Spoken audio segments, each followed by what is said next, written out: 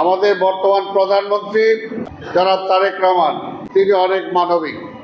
আমরা ঢাকা শহরের হকারদেরকে বিভিন্নভাবে শৃঙ্খলা আনার জন্য একটা প্রক্রিয়া শুরু করেছিলাম। তিনি বলেছেন এরাও তো মানুষ, এই দেশেরই মানুষ, তাদেরকে একটা কংক্রিট পুনর্বাসন ছাড়া আপনি কেন তাদেরকে তুলবেন? একটা কথা আপনারা যেটা বলছেন, আপনারা নিজেরাই বলছেন যে আমরা রাস্তা বন্ধ করে হকারি করব না। এই ব্যাপারে একমত আছেন? সবাই তো হাত তুললেন না।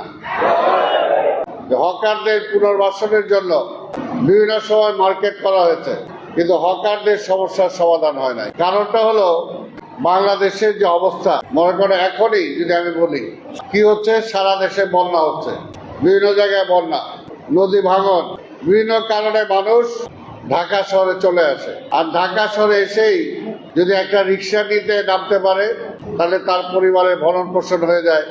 যদি একটা ভ্যান গাড়ি নিয়ে তরকারি নিয়েও যদি নেমে যায় তাহলে তার ভরণ পোষণ হয়ে যায়। সেই কারণে আজকে এটা একটা চিরস্থায়ী সমস্যা। এই চিরস্থায়ী সমস্যার সমাধান কিভাবে করবেন? সমাধান তো একটা হওয়া দরকার। তাই আমি যেটা চাই, এটা পার্মানেন্ট একটা সলিউশন আমরা করতে চাই। সেই ব্যাপারে আপনাদের সহযোগিতা চাই। সারা বাংলাদেশে হকারদের নীতিমালা আপনারা চেয়েছেন, সারা বাংলাদেশের নীতিমালা হবে অবশ্যই, কিন্তু আমি ইতিমধ্যেই সরকারের সাথে আলোচনা করে ঢাকা শহরের জন্য একটা নীতিমালা গ্রহণ করেছি এবং মন্ত্রণালয় এটাকে অ্যাপ্রুভ করেছে। এই নীতিমালায় আপনাদের সবকিছুই আছে, সবকিছুই আছে।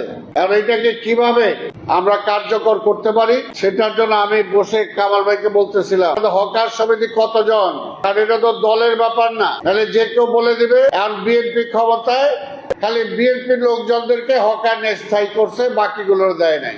এটা তো জাতীয় সমস্যা, শুধু বিএনপির লোক না, সব লোক আছে এখানে। কাজ এটা সমাধানের জন্য উনি বলেছেন যে 10-12টা সংগঠন আছে। আমি বলছি সবাইকে নিয়ে তো আর কথা বলা যাবে না। আমি আজকে ওপেন বলে গেলাম আপনাদের এখানে যে সমস্ত সমিতি আছেন প্রত্যেকটা সমিতি 2 জন করে এই সপ্তাহে আমি ডাকবো, 2 জন করে ডাকবো। আপনারা আসেন, আমাদের সাথে বসেন। সেখানে পুলিশের প্রতিনিধিও থাকবে, অন্যান্য সংগঠনের প্রতিনিধিও থাকবে। সেখানে বসে আলাপ আলোচনার ভিত্তিতে আমরা একটা সমাধান করতে চাই।